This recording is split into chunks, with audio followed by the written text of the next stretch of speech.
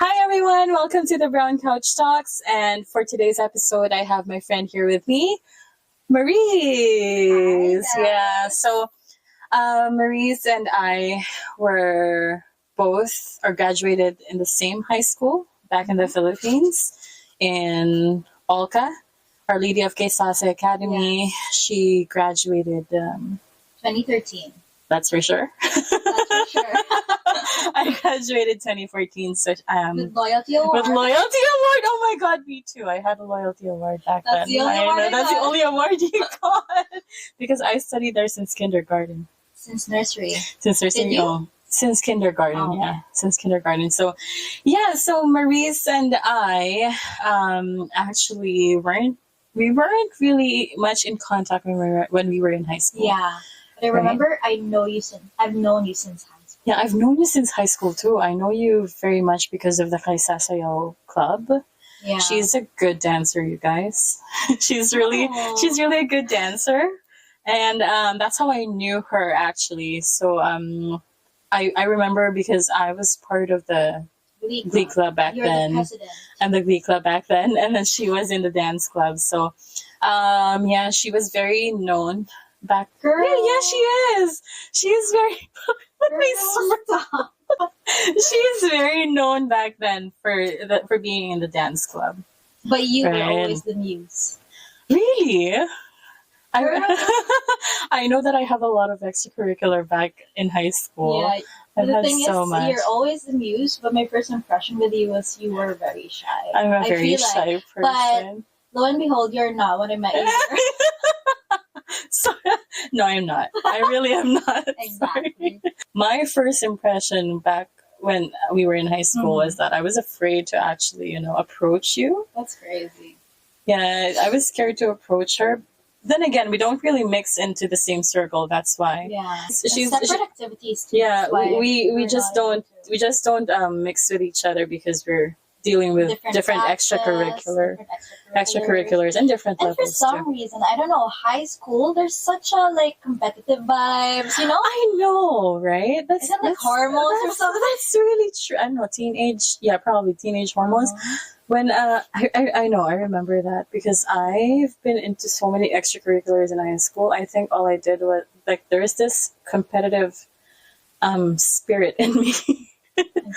Right? Felt. But yeah, so it's a different time back then. But now is a time. Now is a different time too. So what actually made you move here? So what made me move here, I think I reached the point that I have maximized my growth back in the Philippines. Have you felt that feeling? Back home? No, not Because you really. have a different reason of moving, I right? have a different reason why I moved here. Well, myself, I'd say I've related so much on your first episode that when you said that you have lived a privileged and comfortable life in the Philippines, because I myself felt like I was living the same life and same feeling as well. Career-wise, I was really doing well. I have all my friends there, like quality friends. I have all my family back home. My parents moved back from abroad From after Italy, right? from Italy for good. And yeah, I have everything back home basically. I have my dog there. Aww. I have my dogs. So what made me move here really when I'm leaving everything back home is that I wanted to maximize my potential. That sounds so cliche, but that's what I really felt. Because I remember I have sat with that feeling and I rethink everything and ended up with a couple of options for myself. I think that was New Year of 2022. And a few months after that, I went to travel by myself for the first time. And I realized how much I wanted to move outside the Philippines. because I realized that there's so much more to see and so much more to experience outside our comfort zone, you know? Exactly. And I remember I traveled to Bangkok, and literally going back to the Philippines, I've submitted applications to companies with relocations provided to Bangkok, but I didn't get that for some reason. Maybe it's not meant for me, basically. You're meant to be here. Well, it shows because we're here. So yeah, that was what made me decide, and it wasn't an easy decision. Deciding on moving, I didn't know that I would have you guys and a bunch of family.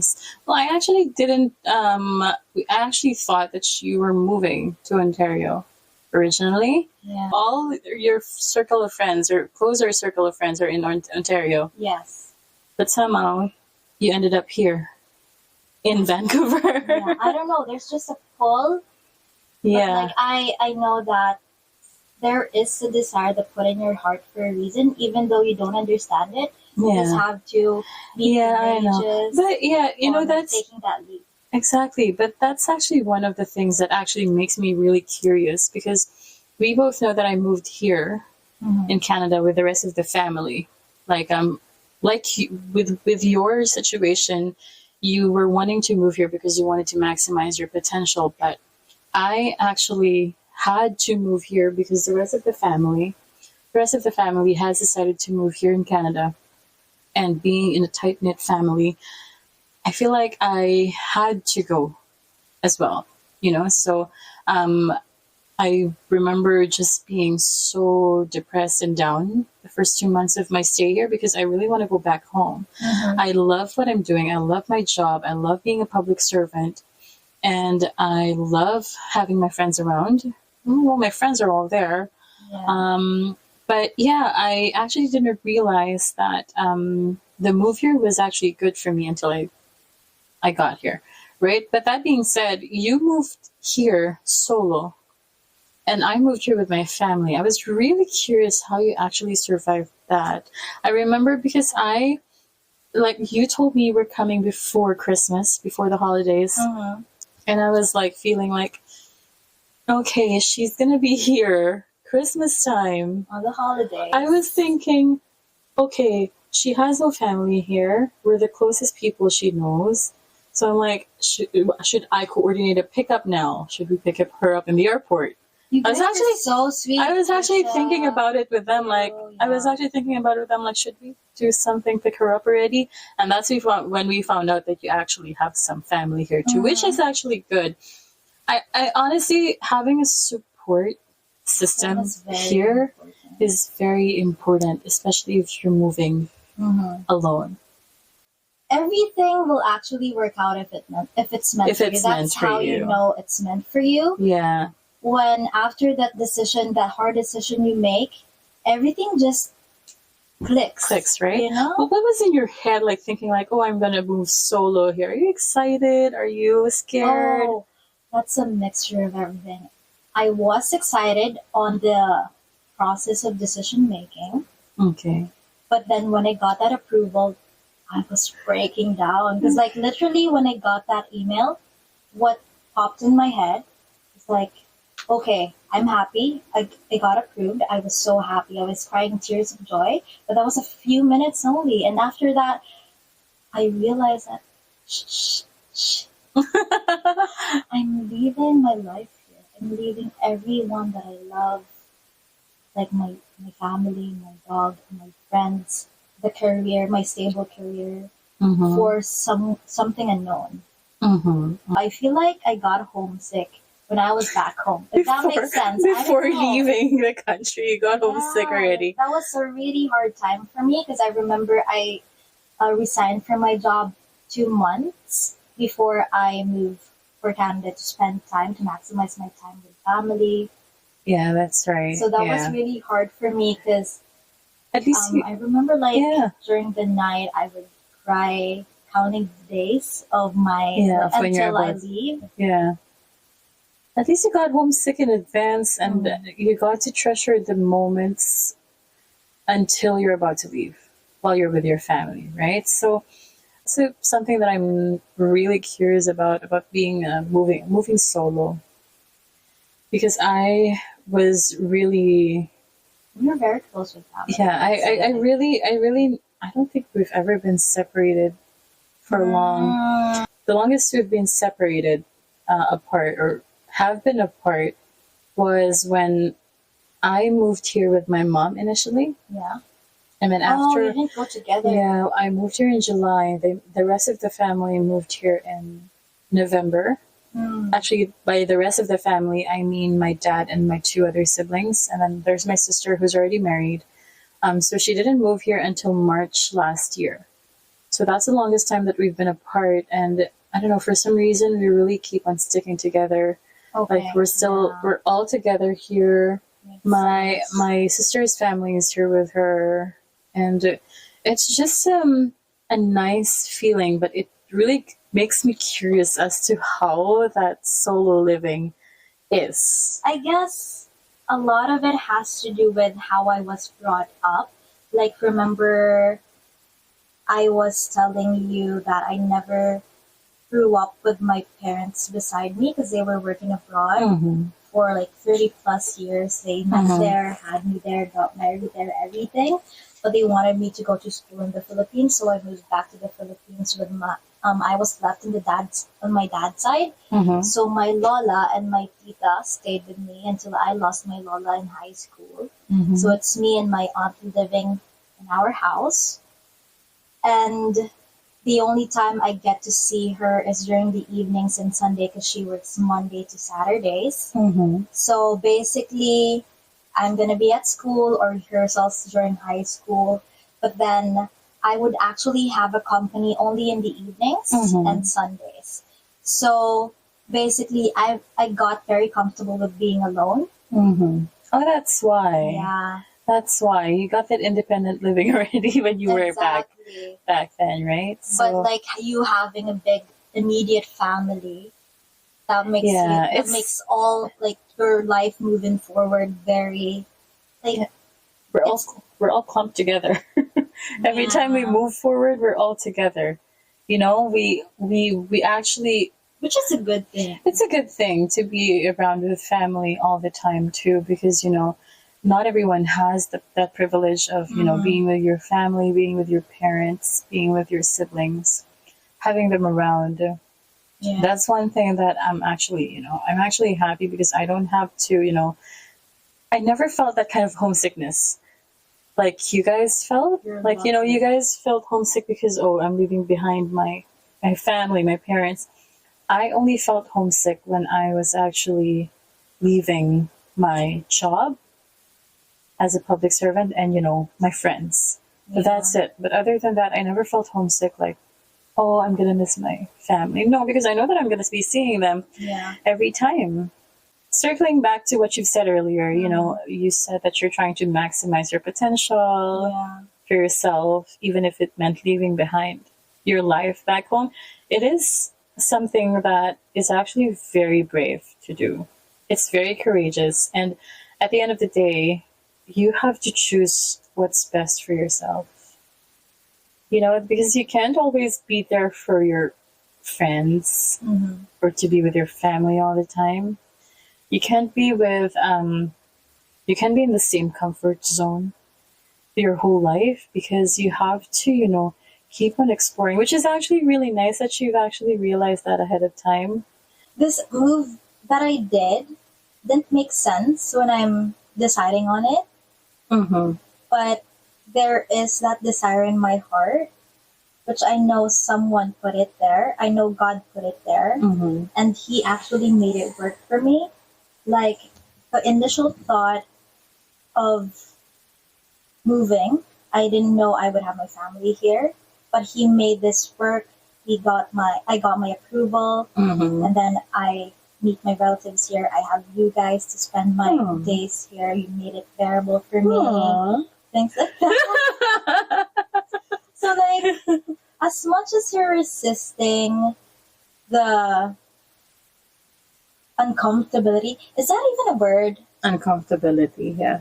As much You're fine. as you're resisting it, it actually is hindering you of the experiences that you are actually meant to experience. Yeah, and you know what? We've been exploring this since the first episode. That change is really constant. It's not always. It's not always the same thing forever. You know, it's not always. You're not always in the same situation. Same. You're not always in the same place. You're not always with the same people. You're not always with the same people. You're person. not. Yeah, you're not always with the same person, relationship wise. But yeah, you know what I mean. Like, there's really this huge change. It's very constant. It's something that we're uncomfortable. Everyone is. I don't think no. I don't think anyone's really comfortable with these kinds of changes. Everyone is. But at the end of the day, it's us trying to cope with it and how we actually turn these uncomfortability into something powerful. You know, something that would, make you feel inevitable or, inevitable. Maha Salvador. Something that would make you feel like, inevitable, like you're unstoppable. Yeah, because if you keep on sticking to the idea that change is uncomfortable, then you're not really going anywhere. Your growth comes with uncomfortability. Exactly. It's not always really the same. Yeah, and with change, I learned it the hard way that you have to expect it, or you have to not attach yourself with the things that you actually have now. Even the relationships, or like even your job or whatever, you have to detach. Yeah. Like, you have to enjoy the experience that you're having right now. You have to be present and not think about the future so much. Mm-hmm. Well, I myself, easier said than done. I'm a very anxious person. Like, I'm working on it. So, like, being an anxious person, you would think about the future a lot. Mm-hmm. But at the same time, you would have to decide at a point in your life that you have to be present to enjoy the things that you have, because that is going to change. You don't have a control on it. People will leave once they serve the purpose in your life. Situations will change. It's a very sad idea. Situations will change when it has served a purpose in your life. It's a very sad reality, right? It is the reality, but if you think about like the times that you, for example, spent with a person, what you have to remember is that it made you happy, it made you grow, but when your time is over, time's over. So is this heart related now? Are we talking about aside from all of those things that you said, from thinking or deciding about when moving here to Canada, how have you been adjusting lately? Like, you've been here, what, 7 months now, right? So how have you been adjusting? How would you rate yourself, 1 to 10? Like, I'm well adjusted or something? Wow. I feel like I've been adjusting with the seasons. With me, one thing about me is that I don't I need the sun. You can cope easily. But I moved here winter. Winter, right? So that was a big shift for me, especially with the days being shorter, no sun, always rain. Yeah, I know. But you have been adjusting really well. 70%. 70%. A lot of aspects contributed with it. Company is one, support system is one. That's really important. Whether big chunk for me too. Third is work. You know what? I really thought finding a work here is going to be hard, but I never thought it's going to be so hard. Yeah. Yeah, exactly. Like, work here is, you don't get to be choosy with your work here. Yeah, that's what you talked about. That's what I said. You don't get to be choosy with work here. Like, just go with it. Just go. You're actually lucky. Like, we were just talking in the past episode, like how a lot of people had to start from, working with fast food chains, working at Tim's. So a lot of people had to start with that. But see, you started a job exactly at the bank already. I landed that job the same time as I landed my first serving job at that restaurant. And that is my first job. Right. And, You had that job too, the restaurant. hostess job. I did, Yeah, but which I stayed for a month. And like it's really fascinating for me, honestly. Like moving here, I'd take whatever job I get. Like I remember being in college and I wanted to be a barista. yeah. And like also seeing things are so different here. Like I've worked in the restaurant. I've worked with 19-year-old, and I'm like, you started working at that age. In the Philippines, we're so used to being said to just study, focus on your Yeah, I studies. know. I remember because when I was in college It's not a usual thing that Yeah. people or like students work. working. as I don't know. I students. do know that there are working students back home. Yeah. But I don't know, like I was wanting to do the same thing because I studied in Lipa City. Mhm. So, there's this always offers of working, how do you call this, call center Okay. as a student too. It's actually a good one, but my parents wouldn't even let me do that. They want me to focus 100% on my studies. It's not a common thing. in It's the not a common Philippines. thing. But yeah, going back to you adjusting here, I think I speak for the rest of the group when I say that you have been really adjusting well in our perspective. You know why? I'd say yes. Because you live all the way in Langley, Surrey, Langley, like 40, 50 minutes away. And she is able to travel. She's able to travel every time to whichever part of the city, of the metro, just to be with her friends. I knew She that. even if she's doing her alone time, she can even travel all the way to Stanley. I was That's really like shocked an because hour and a half. she would travel like an hour and a half or two. Well, I don't know. Maybe living in Manila, I'm used to traveling that long in traffic. Oh yeah, you know? that too. Well, we actually had different experiences too. I lived in a city, but not really city Lipa? like Manila. Like because Lipa? Lipa is not as urbanized as Manila, but you literally stayed in Manila, and you had to move here. What are the same things that you've actually seen? That the lifestyle that you've had in the city in the Philippines and the lifestyle that you kept here. Actually, I have. Actually, I was so fed up with living in Manila. And peace for me is back home in the province with my dog, surrounded by nature. Yeah. Which I feel like that is one reason why I moved here in Vancouver Yeah, because instead of Toronto, yeah, because right? Vancouver has that work-life balance kind of thing, the city nature balance. So you get to hike after work. I know a lot of people who actually does that. I know. Like I work in West Vancouver, so I know people who would just after work, oh, let's go hiking, let's go running the seaside seawall. It's a very nice work-life balance here in Vancouver. You're right. It's like it's actually one thing that Vancouver can brag about. And also me living in Langley, Surrey, Yeah. I feel like it's more peaceful and quiet versus living in Vancouver itself, which is like city, Downtown, a bit yeah. chaotic. I mean, a little more noisier than Langley, Yeah, Surrey. actually, I wouldn't even live in downtown. I live in the suburbs, as you've seen.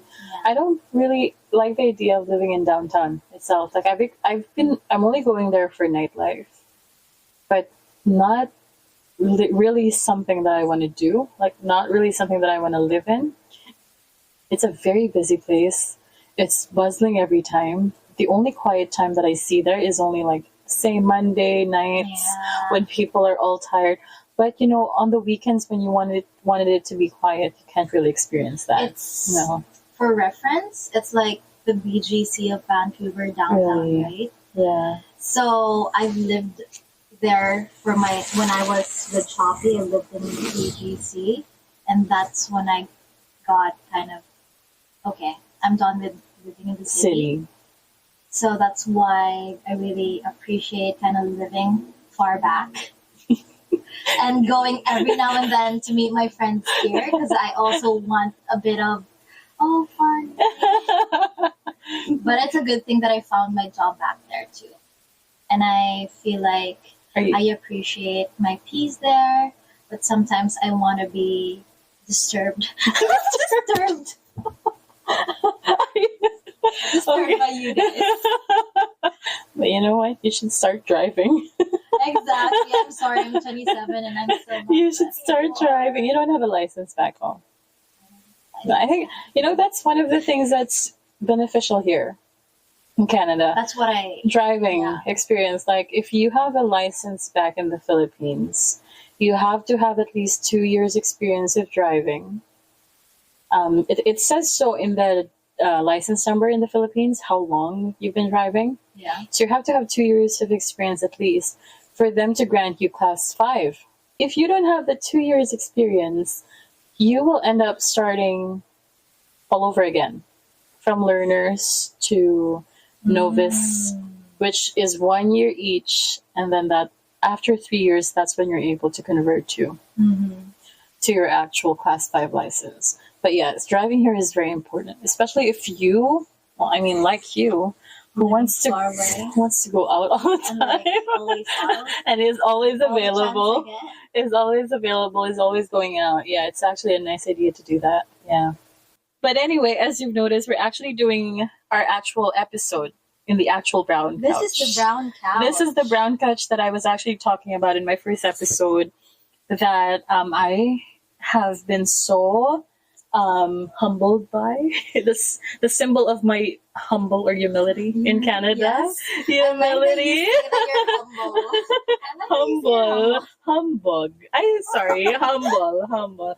This is it. So it feels nice that we're actually doing the episode here already. It feel so old. It's really not. On a less serious note, how was your experience here, dating-wise? Dating-wise, the thing about dating, I don't know if you agree with me, is that with me, it's such a good experience because you get to learn who you actually want to be with. If I actually meet you in person, I would want to know you as you are, not with the intention of dating you at once. Because I believe that you have to build your foundation first as people or like friends. Yun lang. That's my perspective about dating. How about you? Dating wise, actually, it's just fun to have the experience of dating back home and actually dating here. Don't say dating back home, right? It's officially boyfriend, girlfriend immediately. It's a good perspective, actually, because in my experience back home, well, as a Filipino woman, it's a different kind of dating. You know how back home, all my past relationships, the same practice would be, I'm just going to give concrete examples here. The past relationships I've had, one of the, specific things that you should be doing is being able to keep up with each other. Keep each other posted or keep each other updated all the time. Yeah. I'm not sure if you've experienced that here already, but the guys so far that I've dated here or I've met here, they're not really like that. These people, I don't know, it may be a Canadian thing or a Vancouver thing, or technically maybe us just getting older, but people here doesn't have the time to do those kinds of things because, I don't know, maybe it's busy.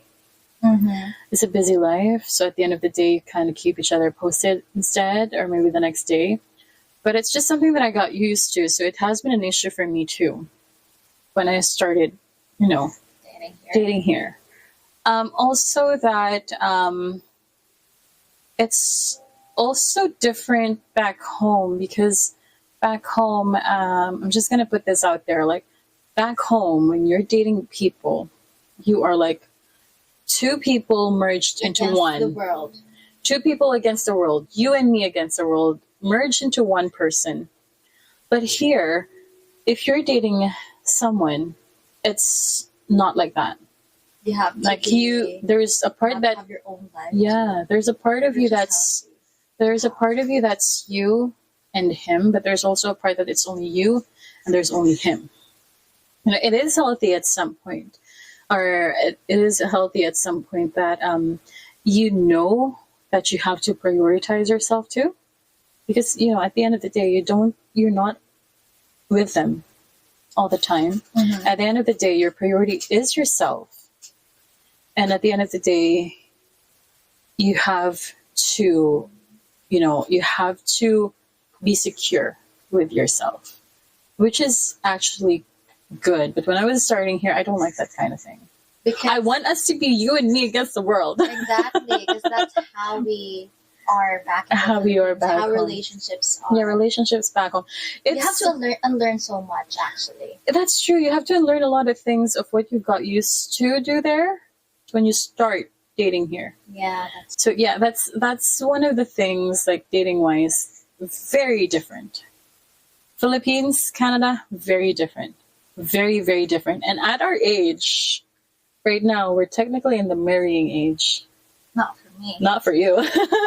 I mean, back home, like at our age, people are gonna ask, like, "Oh, when are you getting married?" Well, I remember being a kid and people asking, "What age do you want to get married?" I always thought I wanted to get married at 27. And lo and behold, I'm 27, and Still nothing. well, I'm not really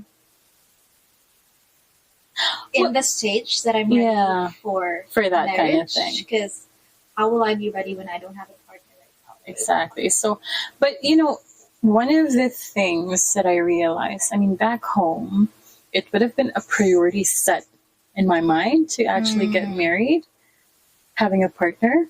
But I mean, here, even if I have one, I don't think I want to just yet. You know what I mean? Vancouver has really set that standard for doing all these things for myself first. That's good. Like, it's very healthy. It's kind of sad that you're not in a codependent relationship as you're used to, but it's also healthy at the idea that this is for yourself and for yourself alone. It's healthy for you to have that mindset right now, because for the longest time you've been with people, right? Well, let's be honest here. You've been through relationships for the longest time. Yeah. And I have been through a long-term relationship which ended 2019, so that's been a couple of years already. But being at a stage right now where you finally want to do things for yourself, that is healthy. Regardless of the age, you have to forget that, because we don't have any timelines. What my friend always tell me is that, for example, you would have these 10 things. You have to identify your non-negotiables. You have to make sure that they tick your non-negotiables. Even if these are not with that person, you have to stick to your non-negotiables. And if there comes a time that they're not giving you, for example, what you need, communication, or like their time for you, or the things that you actually value in your own core, like your core values. If it doesn't align, you have to decide that it's not going to be healthy for you, because those are your non-negotiables. Like, for example, these 5s: foggy, like handsome, with abs. Even if they don't have that and they have your core values, this is what is more important. Yeah. Well, honestly, but being foggy is also So what did you learn about those experiences that you had that didn't work out? a part of me is glad it didn't work out, because it wouldn't bring me these realizations, or, lessons, or basically all the self growth reflections. Like right now, because of those maybe bad experiences, maybe sad, maybe lonely, maybe heartbreaking, all of those things that I went through, I had to go through because of me having to realize my self-worth. And as you've said earlier, it's you building up to actually what you want, like how you want your relationship to be in the future, what you want it to be in the future, and how you want to be yourself in the future relationships. Not that I'm looking, not that you're looking, but I like that you're at putting least, a disclaimer out. but that idea is you have to go through all those shit. Exactly. You have to go through all those stuff because if you don't, you're just going to be stuck in that comfort zone that of that loving feeling without going through with that idea that you may get hurt. Yeah. That being said, Well, are we done? Okay, so, well, everything has been really fun today. I really love talking to her. and we're not yet done. We're not yet done. We're actually we're gonna cutting- we're gonna keep talking after this. Thank you so much for being here with me today. I really enjoyed our talk. Anyway, thank you so much for listening in, tuning in, and I do hope that you guys tune in onto our next episode. Just want to let you know that we release our episodes every Thursdays. And yeah. Thank you so much, Win. Thank you very much. Thank you. Thank you very much. This is the Brown Couch Talks. Please tune in on to our next episode. Thank you. Bye.